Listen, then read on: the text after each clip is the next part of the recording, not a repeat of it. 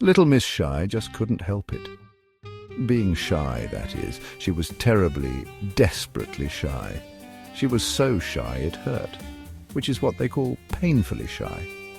If any time at all, anyone at all said anything at all to her, she blushed like a beetroot. She lived all alone in a little house quite a long way from where you live. In fact, quite a long way from where anybody lives. Thimble Cottage. Little Miss Shy was so shy, she just couldn't bring herself to leave her little cottage. She never went shopping. The thought of walking into a shop and asking for something was absolutely terrifying. So she grew her own food in the garden of Thimble Cottage and lived a very quiet life. Very, very, very, very quiet indeed. Bang, bang, bang! Little Miss Shy, who was having breakfast in the kitchen of Thimble Cottage, dived under the table in terror. But it was only the postman knocking at the door. Postman, anybody home? Little Miss Shy, under the table, put her hands over her ears and shut her eyes. She must be out, thought the postman to himself, and pushed the letter he was carrying under the door and walked away. Little Miss Shy waited and waited and waited until the sound of his footsteps had died away. And then she waited some more.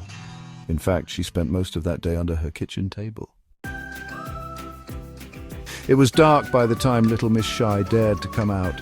There it was on the doormat, the very first letter she'd had in the whole of her life. She opened it cautiously. It was from Mr. Funny. "You are invited," it went on, "to a party," it said. "On Saturday," it added, "at 3 o'clock. It's going to be fun, fun, fun." Little Miss Shy was horrified.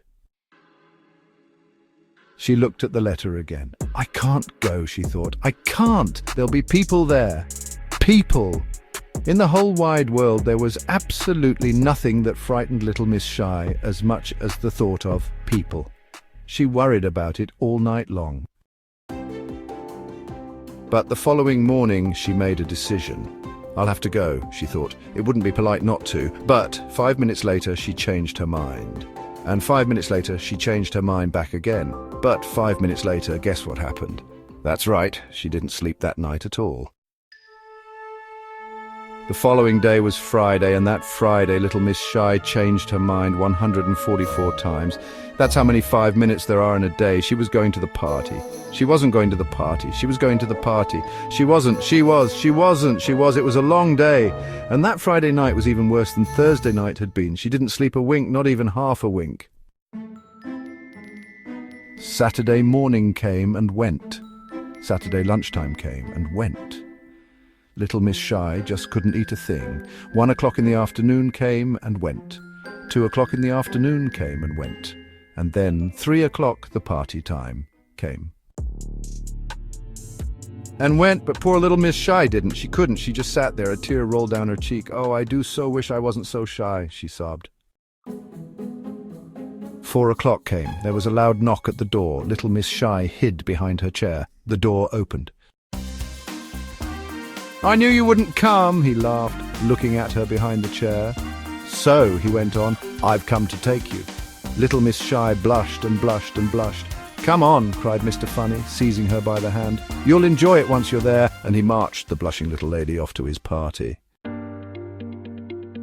Everybody was there.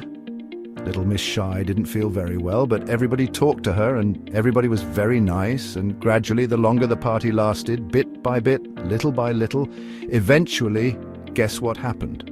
She stopped blushing and actually started to enjoy herself. "Told you so," laughed Mr. Funny. Little Miss Shy nodded and giggled. She was having the time of her life, and only blushing a bit.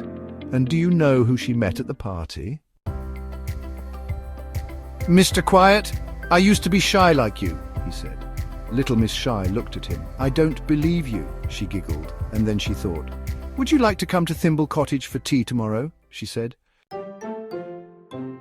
"Me?" he said, blushing like a beetroot. "Tea?" he said, blushing like 2 beetroots. "Tomorrow?" he said, blushing like a whole sack full of beetroots, and then he fainted.